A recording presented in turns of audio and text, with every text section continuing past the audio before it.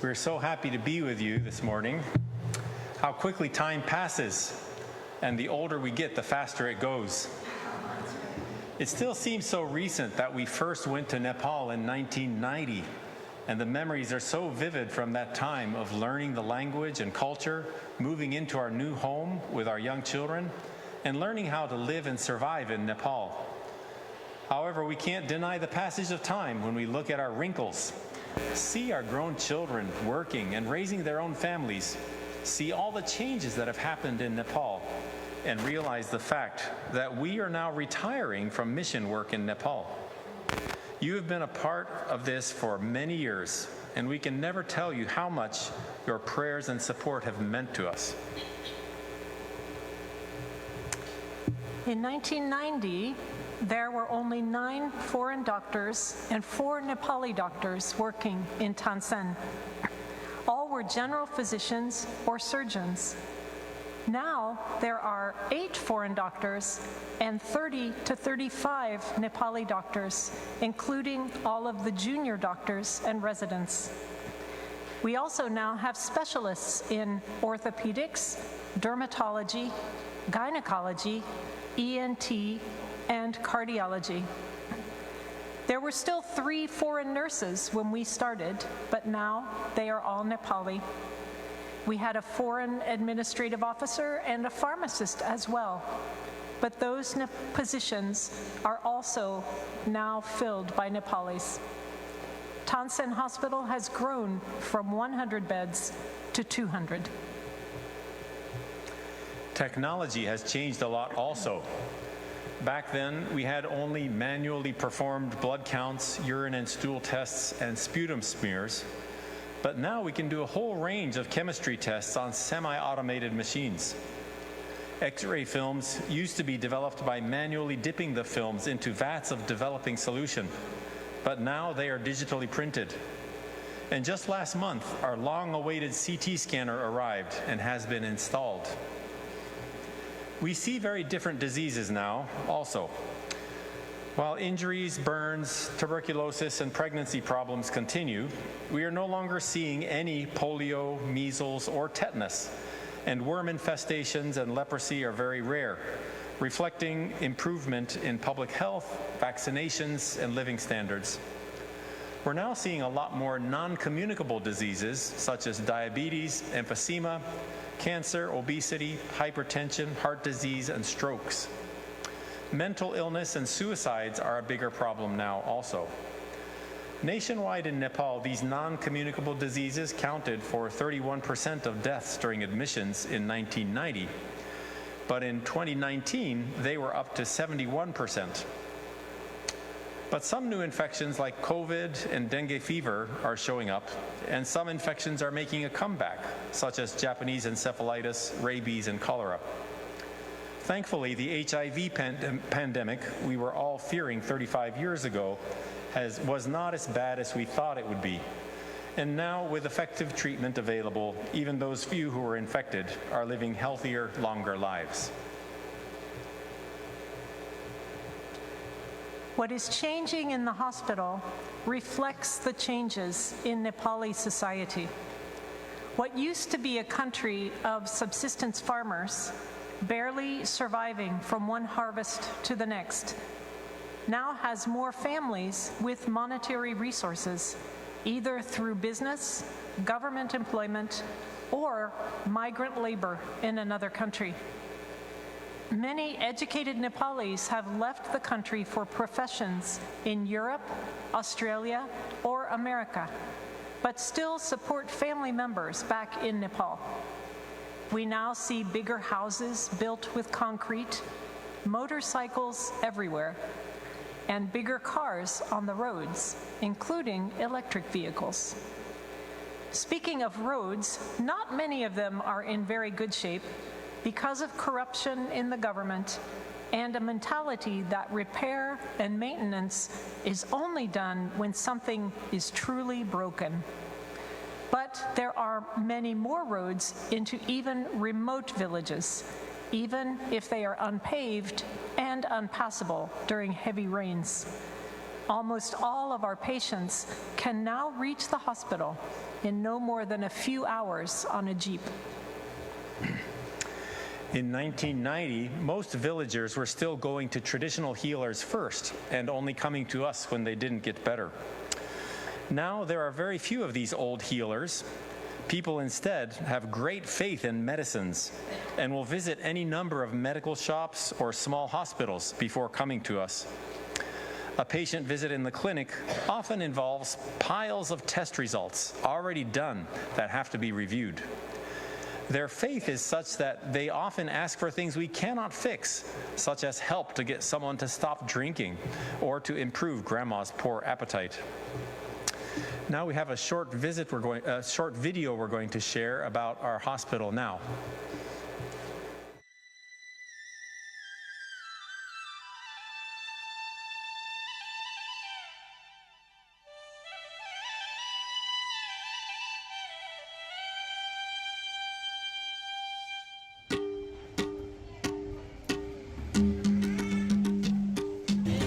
Mission हस्पिटलमा स्वागत छ।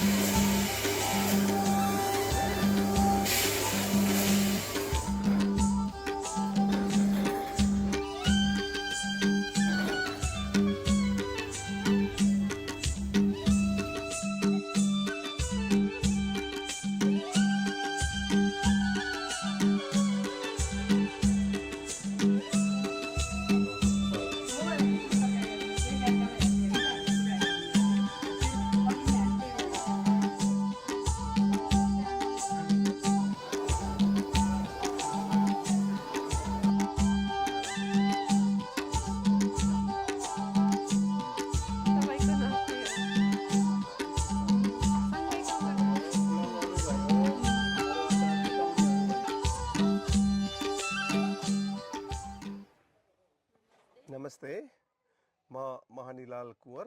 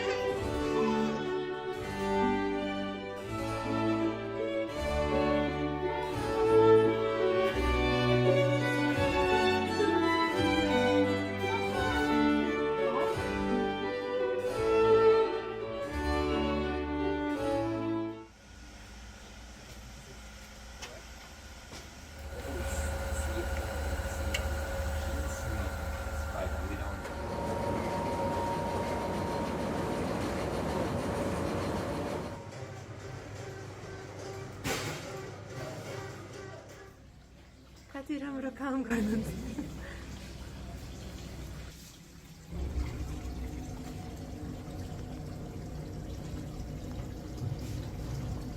दिदी नमस्ते।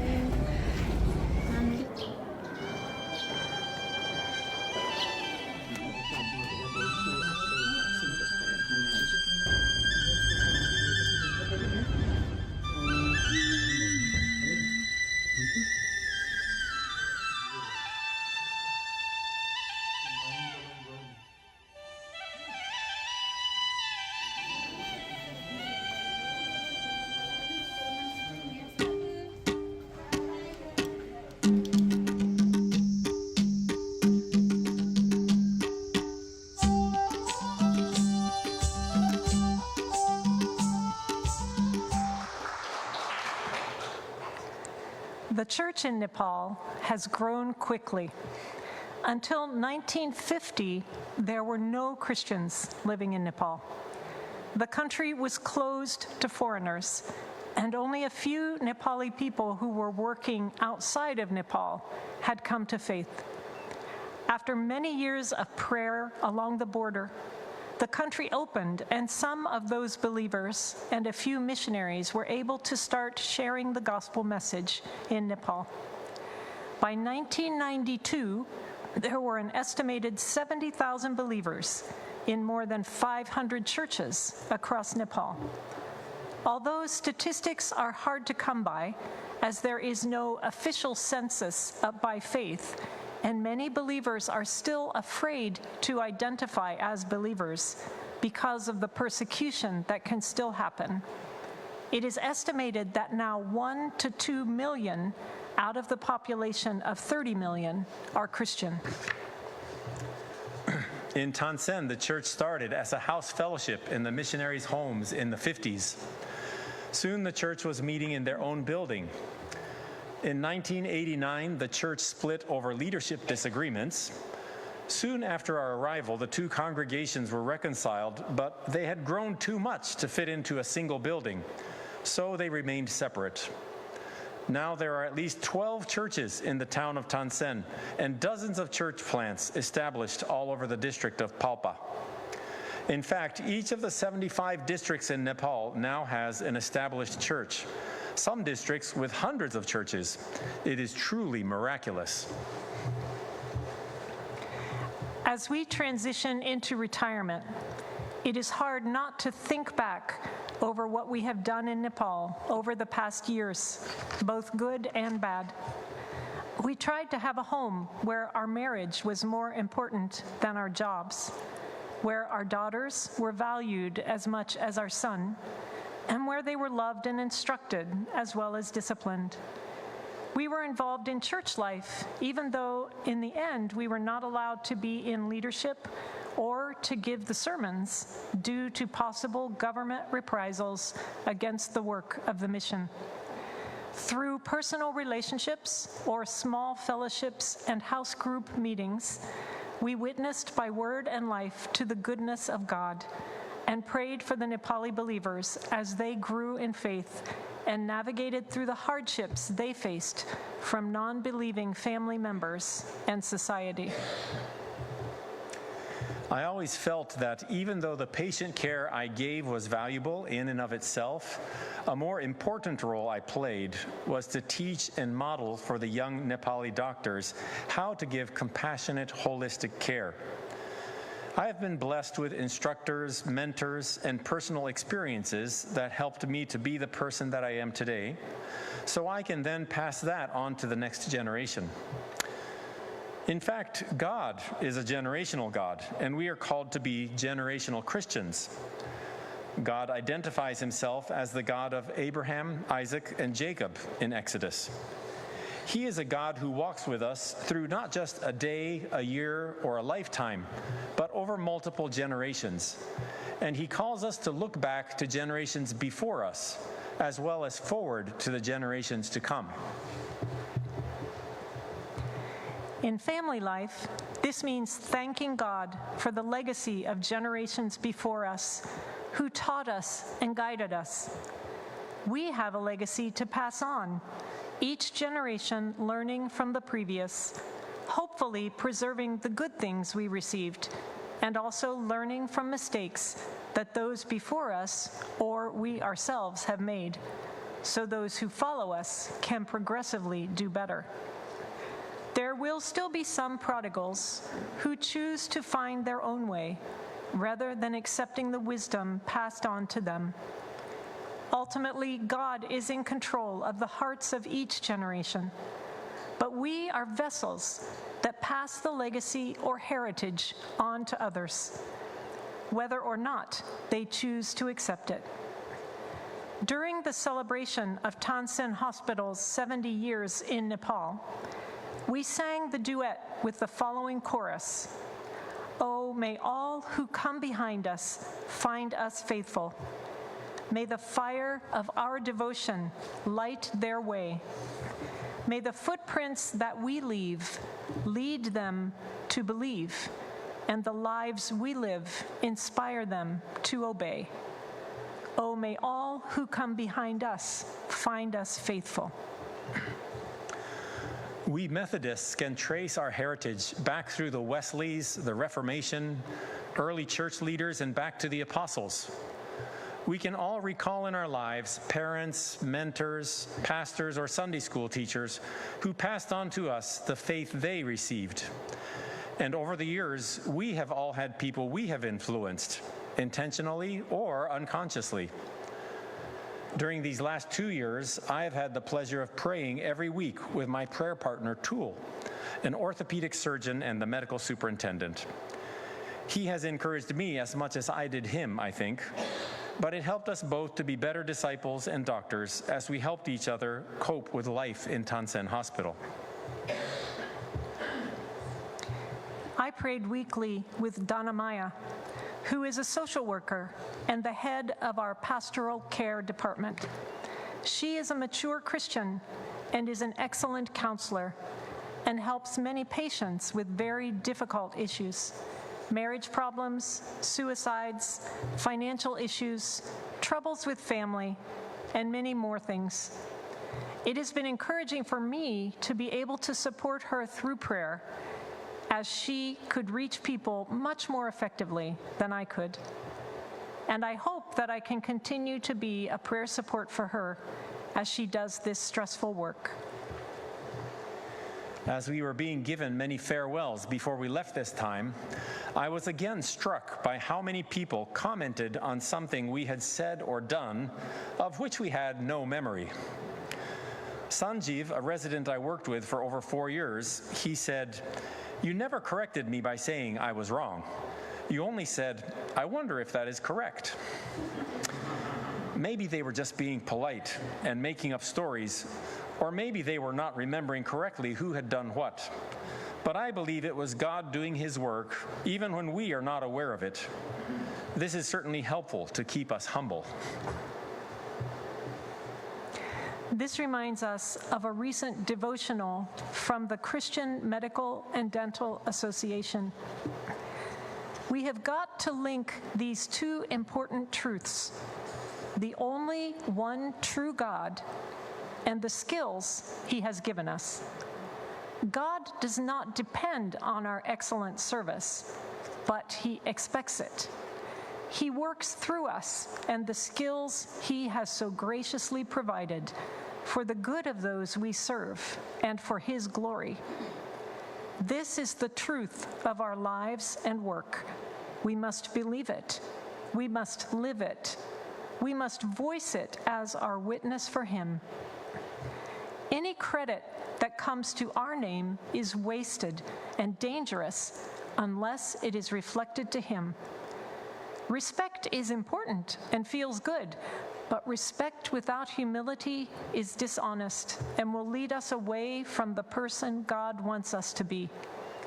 Cherishing personal respect without giving God the credit will dilute our ability to trust his power and reduce our ability to accomplish his purpose for those we serve. But there is a companion truth. If we give God the credit and then work with less than excellence, we present a God of lesser excellence to those who have come to us for help. In addition, we risk hurting someone whom God loves. So we've got to link the two: the only one true God and the skills he has given us. This passing on of our faith happens even when we are not being intentional. In Nepal, anything that happens to anyone is everybody's business. Word of an illness, a death in the family, a job appointment, or acceptance into a school is rapidly spread through the grapevine. One of our favorite memories was when the prayer concerns spoken from the pulpit in church included the creatinine levels or lab results of one of the hospitalized members in the congregation. There were no HIPAA rules in Nepal. We often felt stressed about living in a fishbowl, always being watched. But that is what life is about, our genuine self on display, showing people what difference our faith is making in our lives. It is our willingness to be broken and honest with others that can help them to open up to the love of Jesus. And it was because of the prayers of supporters like you that we could continue to do that for all these years. So thank you. In Psalm 145, we read, "One generation commends your works to another. They tell of your mighty acts. They celebrate your abundant goodness and joyfully sing of your righteousness." We feel like we are standing on the shoulders of the giants who went before us, the founders of missions in Asia, like William Carey, and the founders of Tansen Hospital, Carl and Betty Ann Friedrichs. They were faithful in following where God led them, and we have carried on the torch in our generation. We now proclaim God's mighty works that we have seen in our time to the next generation, or we show it by how we live, or we sing of His goodness. And speaking of that, we loved singing those hymns this morning. Thank you for choosing those. Yeah. One person who has been changed by God is Rajib. A non-Christian from a nearby village, he started working in Tansen Hospital 13 years ago as an intern and then as a resident. At first, he was rather quiet and shy. He went for internal medicine training in China and came back with a rather arrogant attitude and was very difficult to work with for a while. Several of the missionaries were quite exasperated by him. I ended up working with him a lot during the past 5 years, and now he is a gentle and caring doctor, humble about his role, even though he is the medical ward in charge doctor, and has more than once asked for me or one of the other believers to pray during rounds for a patient. It is very clear to me that God can change even the hardest hearts.